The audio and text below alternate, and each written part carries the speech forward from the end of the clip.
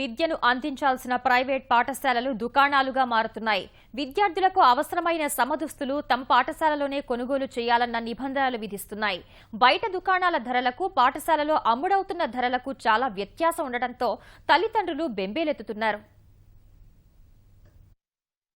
కర్నూలు జిల్లాలో 367 ప్రైవేటు ప్రాథమిక పాఠశాలల్లో 87,317 మంది విద్యార్థులు, 423 ప్రాథమికోన్నత పాఠశాలల్లో 60,243 మంది, 333 ఉన్నత పాఠశాలల్లో 85,367 మంది విద్యార్థులు చదువుతున్నారు.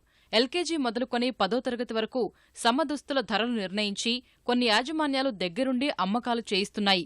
ఎల్కేజీ, యూకేజీ, నర్సరీ విద్యార్థులకు జతకు 600 రూపాయలు వసూలు చేస్తుండగా 3, 4, 5 తరగతులకు 800, 7, 8, 9, 10 తరగతులకు 1000 నుంచి 1200 రూపాయల వరకు వసూలు చేస్తున్నారు.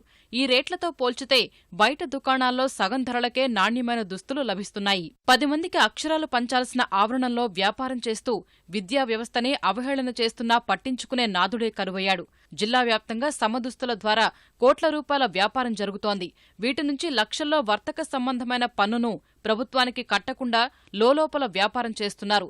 ముందుగా వ్యాపార దుకాణానికి వాణిజ్య పన్నుల శాఖ నుంచి రిజిస్ట్రేషన్ చేయించుకోవాలి. వీటికి 15,000 ఖర్చవుతుంది. రెడీమేడ్ దుస్తుల వ్యాపారానికి నెలకు ₹1,00,000 వ్యాపారం జరిగితే 5,000 రూపాయలు ప్రభుత్వానికి పన్నుల రూపంలో చెల్లించాలి. ఇవేవి చెల్లించకుండా ఎగనామం పెడుతున్నారు. దీనివల్ల సర్కారు ఖజానాకు నష్టమే కాదు, బయట బట్టల వ్యాపారం చేస్తున్న దుకాణాలు తీవ్ర నష్టాలతో కొట్టుమిట్టాడుతున్నారు. సార్, మామూలుగా అయితే మాకు ఈ సమయంలో మేము చాలా రద్దీగా, అసలు నీళ్లు తాగే కూడా టైం ఉండదు. కానీ మీరే చూడండి వ్యాపారం ఎలా బోసిపోయిందో. యూనిఫామ్ మార్చకుండా ఏ స్కూల్ వాళ్ళు పెడితే అది ఇంకా వాళ్ళ మార్చకుండా ఒక 10 ఏళ్ళలో వాళ్ళు 15 ఏళ్ళలో ఇదే పెట్టవాలని కోరుతున్నాం. ఎందుకంటే మేము తెస్తాము, ఖచ్చితంగా 2 ఏళ్ళకు ఒకసారి మార్చేస్తున్నారు.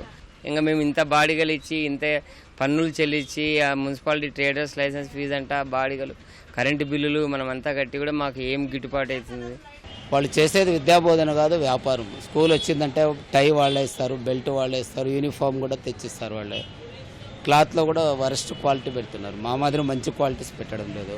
ఎగ్జాంపుల్ 240 కావాలంటే 240 సెంటీమీటర్లకు 2 గౌన్లు అవుతాయంటే 3 మీటర్ల క్లాత్ ఇస్తారు వాళ్ళు. ఆ 80 సెంటీమీటర్ల బ్యాలెన్స్ వాళ్ళు కొట్టేస్తున్నారు అన్నమాట. అట్లా దీని మీద ప్రభుత్వం వాళ్ళు దయచేసి కఠినమైన చర్య తీసుకొని విద్యను వ్యాపారంగా కాకుండా ఓన్లీ విద్యాబోధన కేంద్రాలుగా ఉండాలని నేను మరీ కోరుతున్నాను. ప్రైవేటు పాఠశాలల్లో కంటే దుకాణాల్లోనే తక్కువ ధరకు సమదుస్తులు వస్తున్నాయని తల్లిదండ్రులు చెబుతున్నారు. స్కూల్స్ యాజమాన్యం వాళ్ళు తక్కువ ఖర్చులు అని చెప్పేసి ఇన్ఫీరియర్ క్వాలిటీ మంచి లేకుండా కూడా తెచ్చుకుని పెట్టేసి బలవంతంగా బయట క్వాలిటీ మంచిగా దొరుకుతుంది కాబట్టి బయట కొనడమే మంచిదని మేము భావిస్తున్నామండి. షూస్ కానీ ఎక్కువ కాలం అనిక ఉండవు. బయట మనం మంచి క్వాలిటీ, మంచి కంఫర్టబుల్గా తీసుకుంటే బాగుంటుంది అని ఇక్కడ స్కూల్ డ్రెస్సులకు వచ్చినామండి. చౌకగా ఉంటాయి. ఇక్కడ మెటీరియల్ కన్నా స్టిచ్చింగ్కి ఇవ్వాలంటే మళ్ళీ మనకి ఇబ్బంది దొరకాల, వాళ్ళ టయానికి కుట్టాలి కదా అని చెప్పేసి ఇక్కడ రెడీమేడ్వి చీపు. మేము ఎన్ని సంవత్సరాల నుంచో వచ్చేస్తున్నాం. మేము స్కూల్ యూనిఫామ్ కొనేకి వచ్చినాము. స్కూల్లో ఇస్తామన్నారు, మాకు అక్కడ ఇష్టం లేదు, నచ్చలేదు క్లాత్. మేము ఇక్కడ బయట షాప్లో తీసుకోవడానికి వస్తున్నాము. రేటు కూడా ఎక్కువ ఉంటుంది. అక్కడ క్లాత్ బాగుండదు మాకు. రెడీమేడే వస్తుంది. ఆ క్లాత్ తీసుకోవాలంటే ఇక్కడ రెడీమేడే వస్తుంది మాకు. ఈ తతంగం మొత్తం ఉన్నతాధికారులకు తెలిసినా చూసి చూడనట్లు వ్యవహరిస్తున్నారని విద్యార్థి సంఘాలు మండిపడుతున్నాయి. ఇప్పటికైనా ఈ దోపిడీకి కళ్లెం వేయాలని డిమాండ్ చేస్తున్నాయి.